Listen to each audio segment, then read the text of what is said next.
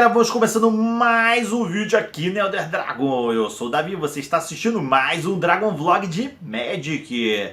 Nesse episódio nós vamos falar novamente de banlist, só que dessa vez da nova banlist geral aí para os card games no TCG do Magic.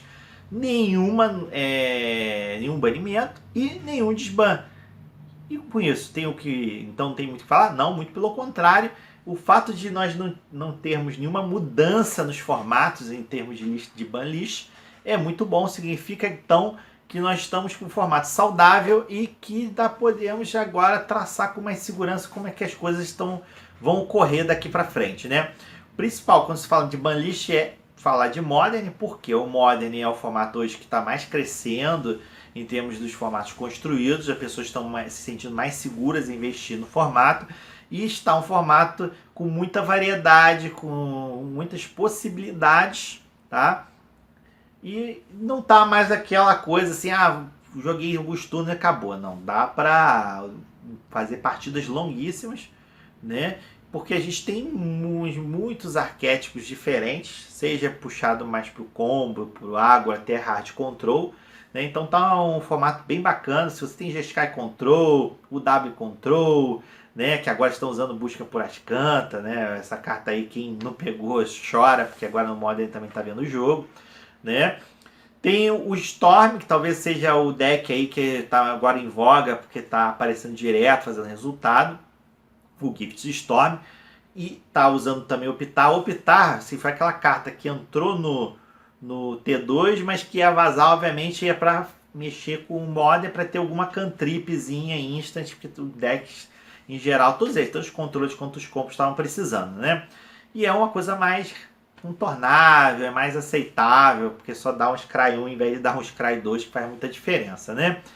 E o Storm, apesar de estar aparecendo bem, é um deck que você tem respostas para ele, respostas bem contundentes, bem pesadas, mas é um baralho que, obviamente, é muito acessível. Tirando a base de lente, que no Modern nenhuma base de lente é barata, né? Que você acaba tendo que ter Fat Land, Shock Land. Aí você vem, mas eu jogo de Mono Red. Cara, assim, Mono Red pode até dar pra fazer graça, mas nos burns que jogam mesmo, acaba usando 2, 3 cores, porque acaba usando, por exemplo, um Boro Charme, um Splash para verde, né, para side, então acaba usando Shock Land de qualquer jeito e uma cacetada de Fat Land para você também filtrar o deck. Então não fica barata a curva de mana. Então aí você passa para o corpo do deck tirando as manas, você vê que aonde que está mais barato. E aí você pega hoje a lista do Storm, ele é muito acessível para a galera que está entrando, né? Agora, não é um baralho assim que é piloto automático, não. Exige muitas escolhas. Com Gift Sanguíneo, o baralho se torna mais complexo, exige um pouco mais de cuidado com o que você vai escolher.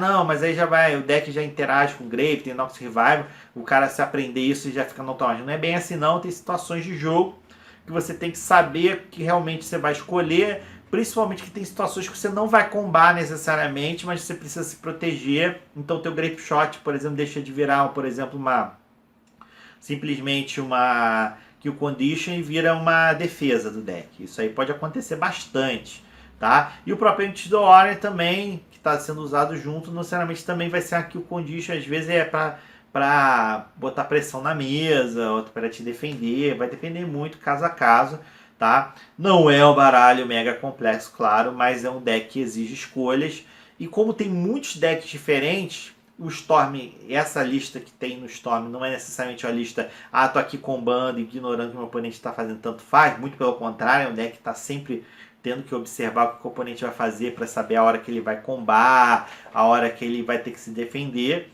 entendeu? Aí tem, por exemplo, variantes que levam Lightning Bolt, outras não. Agora Remand joga muito, porque Remand tem aqueles tricks que você pode tanto anular alguma coisa para te proteger, como para garantir o teu Storm Count, né? Mais agressivo, né? Então é um baralho bom de jogar, mas que tem, claro, cartas que podem segurar a onda dele. Além disso, Death Shadows, que o pessoal ficou de mimimi, chorando pra caramba, é um deck que hoje está bastante em xeque, tem muita gente já usando cartas de main deck que atrapalham ele, mesmo não necessariamente sendo a capa atrapalhar Death Shadows, mas que acaba atrapalhando, tipo Grove, Demon e Burning Willows. E a minha observação é que assim, estão surgindo outros decks no Mestre que são bem interessantes. Um deles é o deck azul e verde Merfolk.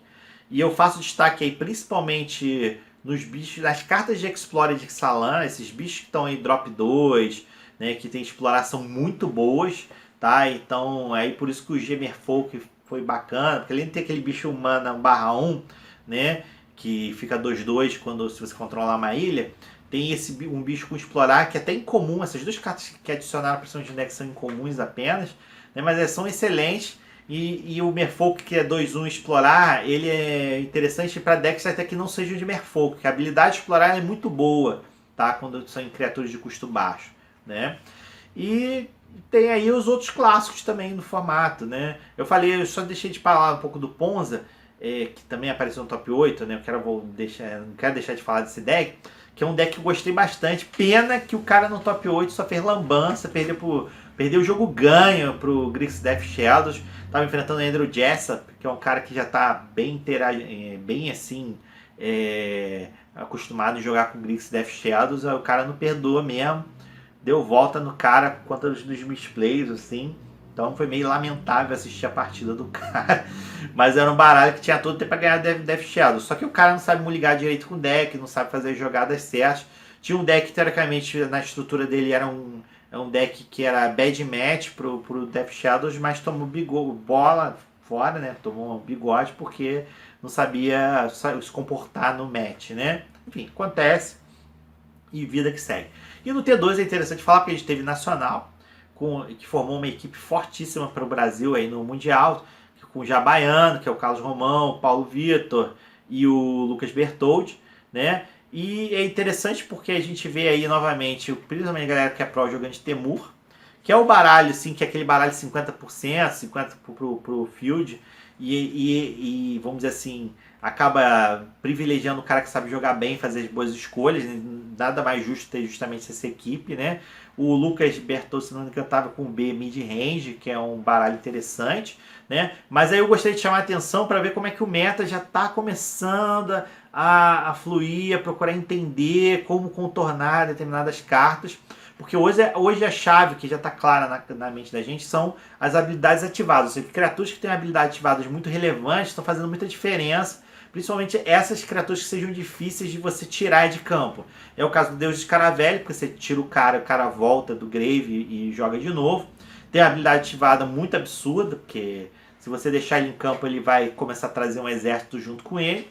E a Bristling Hydra, porque ela se dá X-Proof usando a habilidade ativada dela. Então, a chave está muito nessa questão de usar a habilidade ativada. Então, o que acontece? Para você jogar o meta desse, você tem que começar a pensar como essas cartas-chave funcionam e começar a responder a elas. Tá? Falando de decks, a gente viu aparecer o BR Agro, que o Arthur Vilela pilotou no Top 8 Nacional, e a lista feita pelo Pedro Carvalho.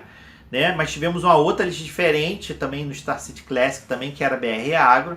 Então tem cartas bacanas surgindo em cima disso, dessas interações. Achei até estranho BR Agro não ter emergido antes, porque era a lista que estava aparecendo muito antes da rotação. No deck quase não perdeu nada, muito pelo contrário, ganhou bastante coisa. Né? Então tá aí, surgindo. E a gente tem as coisas loucas assim no formato, pra você fazer um deck só com bicho drop 1 nesse formato. Tem tanto bicho drop 1 que dá pra você fazer umas coisas loucas assim. Né? De repente um BW aí só com drop 1 e taca aquela Brown Beach louca lá. Vai um deck de molequinho, mas que vai dar raiva, por exemplo. Né? E novamente, agora eu tinha falado no vídeo passado e no vídeo que eu abri a Ixalan da Legion's Land. Legion's Land dobrou de preço, porque está aparecendo muito agora em deck de token. E ela é uma carta que permite você fazer um agro, mas que ao mesmo tempo você tem planos para late game, porque ela flipa e rampa. Tá? Porque a chave que eu sempre falo desses encantamentos, por uma busca por Ascanta, Legion's Land, né? A preta também é fantástica. Aliás, a preta é uma das que eu não gosto nem de flipar. O interessante dela é só aquela cobiça barata, né? Ô Liliana, vai embora não. Mas olha só, porque 2 manas só para você fazer, você paga 2 comprando carta, né? É a Argel First Blood, né? 2 manas. Mas esses encantamentos são fantásticos para você rampar o teu jogo. E para o agro é interessante porque, por exemplo, tem mais cartas boas para responder, por exemplo, muito counter, que é o Carnage Tyrant. E Ixalan é uma coleção que tem muitas raras fortes, muito fortes. Assim. De Mythic, Ixalan É meia bomba. Pra quem é player, isso é bom porque... E até pra gente a longo prazo acaba sendo bom também, porque mítica é aquela coisa que não abre tanto. Então se a mítica jogar demais, ela acaba ficando muito cara, muito inacessível. Ó, o Deus de Escaravelho, o preço que ele já fica logo, né? Agora, quando a carta quando é rara, por exemplo, a Blissing Hydra, você consegue aí 20 contos ela, talvez 30, não sei nem agora como é que tá o preço. Né? Mas quando é mítica, é tristeza, cara. E Ixalan, tipo, você tirando aí o Jace, que ainda não tá vendo o jogo, mas que é uma carta muito perigosa, porque Planalto de 3 manas que faz token é difícil. Vai chegar a hora que quando eles conseguirem encaixar, entender como é que ele vai funcionar no meta, ele vai ficar muito caro. Talvez a carta que talvez fique muito cara depois é ele. E o Carnage Tyrant, mas o Carnage Tyrant é uma carta muito boa, mas que não é aquela carta que, caraca, que absurda, quebrada. Não, mas ela é boa para responder o meta, né? Ainda mais o meta que está usando muito counter para lá e para cá, acaba sendo interessante. A questão é a seguinte, 6 mana não é tanto para um T2, mas exige você ter um meio de campo, algo que entre antes para poder garantir o drop dele, né? Você pode, de repente, com talvez um ramp do formato, não sei se eu recomendo tanto, ou você pode com deck agro, que é igual que eu tenho falado muito, que é você tascando o bicho e rampando para chegar nele. Tem lista de dinossauro que tem sido GW. Lembra que eu estava falando daquela lista que começou no Open, daquele garotinho que tinha uns problemas? Então, ele tem o GW, que você começa com um manozinho 03 que reduz custo de dinossauro, e aí você pode fazer todo aquele esquema de tacar de dinossauro, usa Legion Land, então você vai tendo várias formas de trapacear para fazer esses dinossauros caírem antes da mesa, tá? É um teste válido, por exemplo. E essas cartas de Ixalan são muito fortes e o bloco é muito fechado nessas estratégias de tribal. Como você tem 2 blocos anteriores que já formam outros arquétipos, então é natural que seja mais difícil você ver decks prontos de Ixalan entrar. Se entrasse uma vez Ixalan, você pode ter certeza que você que nem Kaladesh, vai começar a banir muita carta. Mas como ainda talvez faltem uma peça ou outra que deve vir na expansão, então é natural que mais as cartas mais poderosas, que não precisam de tribo para serem fortes, vão aparecer primeiro. Tá? E o interessante dessas tribos, igual eu falei, Glimmerfolk 2-1 explorar, o próprio Carnage Tyrant, Ripjaw Raptor, essas cartas assim, elas não precisam da tribo para jogar, elas são boas por si só, tá? É o caso da Legion Lens também, que nem tem tribo, apesar de fazer um token de vampiro, né? Outra coisa interessante são os removals de formato, são excelentes. Aquela removal da Vraska tá jogando muito, né? Ela consegue pelo menos responder o Deus de Caravelli, mas ela não resolve, por exemplo, a questão da Blissing Hydra. Mas uma carta aí que eu tô vendo que podia estar jogando mais, que é fantástica para esse formato, é a Ixalan's Binding. Tá? Ixalan's Bind vamos dizer assim, um Oblivion Ring de 1 mana a mais, só que ela inibe de você poder jogar as cópias. Para um formato em que cartas de criaturas de habilidade ativada são fundamentais para o jogo, para a estratégia, esse tipo de carta vai acabar uma hora se encaixando melhor no meta. Então fica ligado, pô, aqui, ó, incomum de R$1, entendeu? Então é bom ter na tua pool uma carta assim, né? O próprio Dantos Vanguard, que tá aparecendo numa lista ou outra, é outra incomum de Ixalan, que é bom ficar ligado, porque é um bicho que você não dá nada por ele, ele é só 2 mana, mas bate 3, e tu tem aquele recurso de pagar 4 de vida, ó, de novo, habilidade ativada, que dá indestrutível para ele, né? Então tem muita carta interessante aí no formato para ser trabalhada, né? Você tem muita magic removal, mas ao mesmo tempo tem muita carta para responder remoção. É o caso, por exemplo, daquela intervenção lá do Ajani, que dá indestrutível X-Proof. Tem, se não me engano, para outras cores, tem uma outra coisa agora, não estou lembrando assim, mas tem as cartinhas bacanas. Por outro lado, por exemplo, o cara que está jogando de Temur Energy, tu conseguir encaixar, por exemplo, assentar os destroços, que é aquela Path to Exile global também, né? É interessante também, né? É que eu falo, tem que lidar com o problema dos X-Proof também. No caso do Blissing Hydra é complicado porque o bicho cresce pra caramba, né? Então, enfim, tem que ter carta para usar. O Spyglass, eu acho uma carta que deveria estar jogando um pouquinho mais, porque ela atrapalha muito a estratégia do Temur. Só que se você só usar Spyglass, não vai te garantir nada, porque o cara usa também removal de artefato no site. Né? Uma que dá até 2 de vida lá. Mas se você começa a combinar outras cartas, aí vai incomodando muito a estratégia do Temur, vai começar a complicar bastante. A única coisa que me incomoda é que eles lançaram essa Spyglass que custa 2, isso faz muita diferença, preferi um reprint da Pink Needle, né, mas ia deixar mais ainda saudável o formato, né, por isso que eu adorei que tá voltando Core 7, que aí permite lançar as cartas assim. E por outro lado eles lançaram o Spell Pierce, aí o Spell Pierce é uma bosta porque é um mana só e anula muita coisa. Então talvez assim, eu acho que eles fizeram, a escolha infeliz assim foi de colocar em Ixalan Spell Pierce. Porque Spell Pierce acaba inibindo certas respostas para determinadas estratégias. Porque por um mana só você defende muita coisa, entendeu? E aí o cara precisa às vezes daquela Magic Removal. Aí a galera já tá apelando para usar mais Bontu Last Reckoning porque ela custa só 3. Mas aí o ruim é isso, custa só 3, mas deixa as tuas lentes tapadas, né? Aí acaba dando essa limitação. E aí, se o cara quer usar uma Fumigate, uma coisa a mais, pode tomar uma porra do Spell Pierce e aí pronto, já era o jogo, né? Eu acho que era desnecessário eles terem reprintado o Spell Pierce agora, né? Por outro lado, eles podiam ter também reprintado a Pink Needle, que ela ia ser excelente, porque o formato tá muito cheio de habilidade ativada, né? E Pink Needle ia ser o terror do Temu Energy, o Temu Energy ia jogar, mas ia jogar meio bolado, sabendo que ia tomar uma Pink Needle no G2, G3, né? Mas é isso aí, galera. Semana que vem a gente vai ter provavelmente novos comentários. Eu espero aí já termos mais respostas no formato. Se a galera for mais reativa ao formato, a gente vai ver mais Ixalan's Bind, a gente vai ver mais Spyglass, já que não tem Pifinido rolando por aí, né?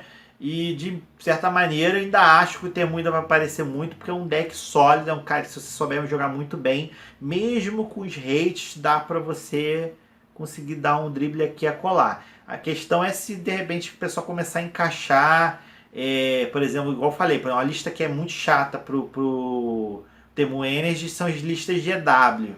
Igual a lista do molequinho. Mas o problema da lista GW é que geralmente, se você não montar ela muito bem, você pode acabar perdendo pro Ramunap Red, que ainda tá aí rolando, né? Vem malandramente ali e derruba a galera que às vezes está se preparando pro Temu Energy, né? Então tá bem interessante o formato, tem vários arquétipos para serem trabalhados. Vamos ver o que vai acontecer aí nessas semanas que vem a seguir, beleza? Até a próxima!